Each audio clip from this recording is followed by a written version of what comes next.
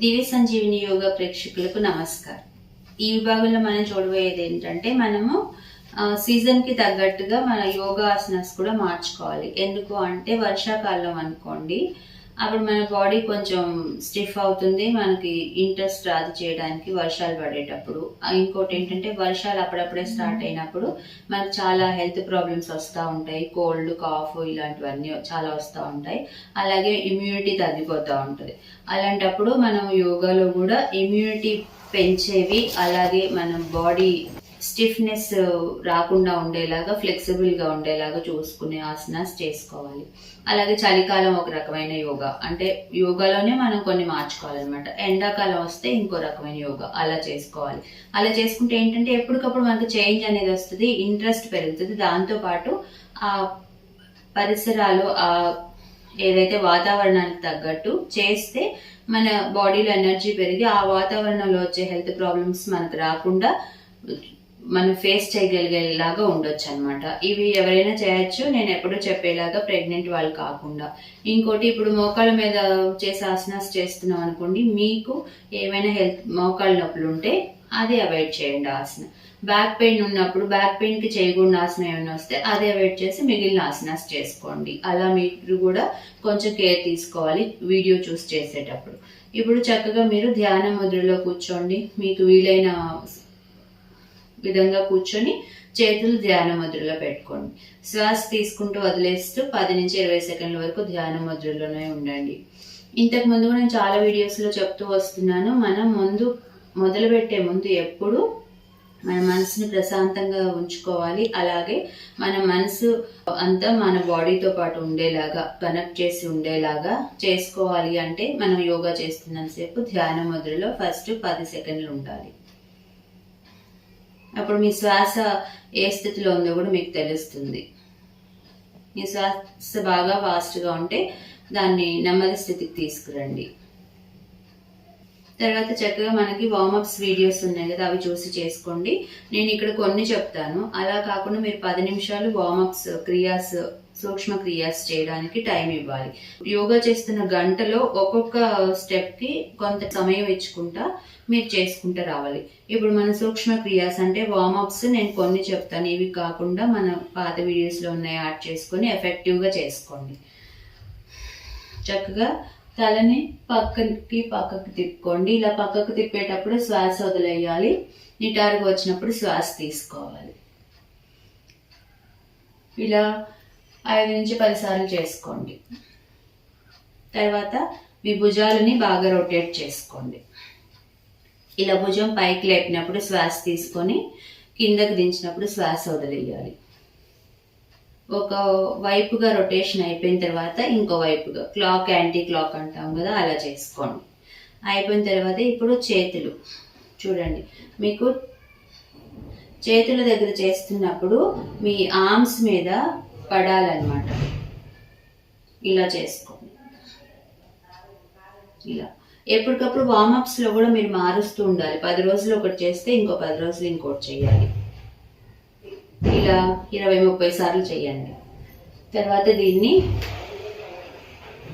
చూడండి. ఇప్పుడు వ్యాఘ్రాసనంలోకి వచ్చి వ్యాఘ్రాసన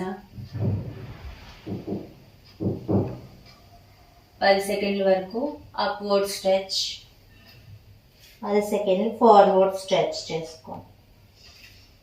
అలాగే కాలు మార్చుకొని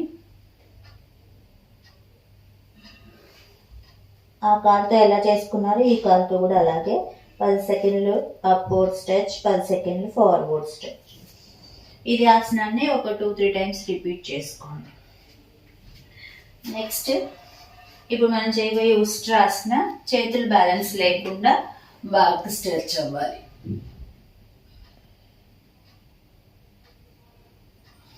పది సెకండ్ల తర్వాత ఫార్వర్డ్ స్ట్రెచ్.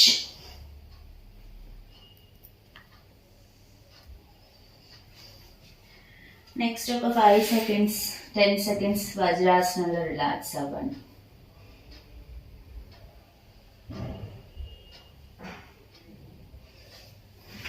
తర్వాత చక్కగా ఒక్క కాలు బ్యాలెన్స్తో స్ట్రెచ్ చేసుకోండి.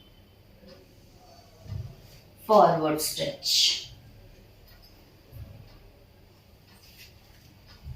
ఇది అయిపోయిన తర్వాత మీరు ఇలా 2 మోకాళ్ళు దూరం పెట్టుకొని 2 పాదాల మీద కూర్చోవాలి.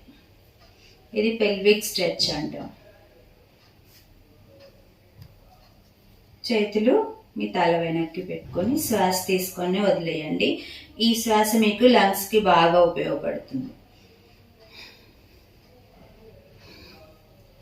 మనము ఎక్కువగా వర్షాకాలంలో లంగ్స్ మీద ఎక్కువ ఫోకస్ పెట్టి చేసుకోవాలి. అందుకని లంగ్స్ బ్రీత్ చేయాలి. శ్వాస తీసుకుంటూ పైకి స్ట్రెచ్ అవ్వాలి. శ్వాస వదిలేసి కిందకి స్ట్రెచ్ అవ్వాలి. తర్వాత నెమ్మదిగా సుఖాసనంలోకి వచ్చి 10 సెకండ్ల వరకు శ్వాస తీసుకుంటూ వదిలేస్తూ ఉండండి. ఇది అయిపోయిన తర్వాత మీ చేతులు రిబ్స్ దగ్గర పెట్టుకొని సపోర్ట్గా పెట్టుకొని లంగ్స్ బ్రీత్ చేయండి. ఇది మీకు చేస్తేనే తెలుస్తుంది, చూడ్డానికి అంత అర్థం అవ్వకపోవచ్చు. నెమ్మదిగా చూసి గమనిస్తూ చేయండి. శ్వాస తీసుకున్నప్పుడు లంగ్స్, పొట్ట, రిబ్స్ లోపలికి వెళ్ళాలి. పక్కటెముకలు, పొట్ట, ఊపిరితిత్తులు లోపలికి వెళ్ళాలి. శ్వాస వదిలేసినప్పుడు బయటికి. ఒక 10 నుంచి 20 సార్లు వరకు చేసుకోండి.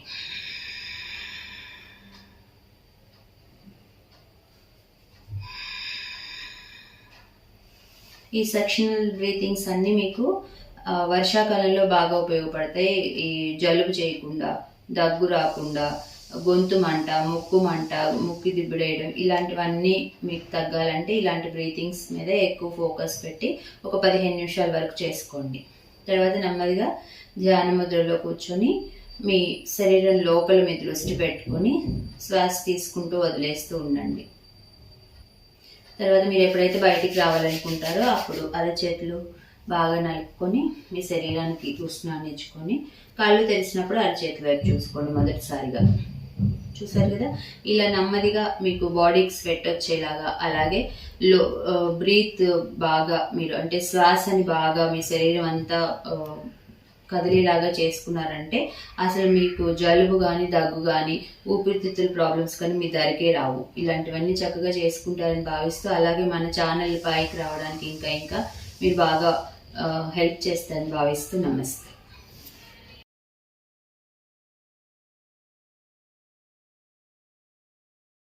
ఈ వీడియో మీకు నచ్చినట్లయితే లైక్ మరియు షేర్ చేయండి. మీ అమూల్యమైన అభిప్రాయాన్ని కామెంట్ రూపంలో తెలియచేయండి. ఇలాంటి మరిన్ని వీడియోస్ కోసం మా ఛానల్ను సబ్స్క్రైబ్ చేసి పక్కనే ఉన్న గంట సింబల్ను నొక్కండి.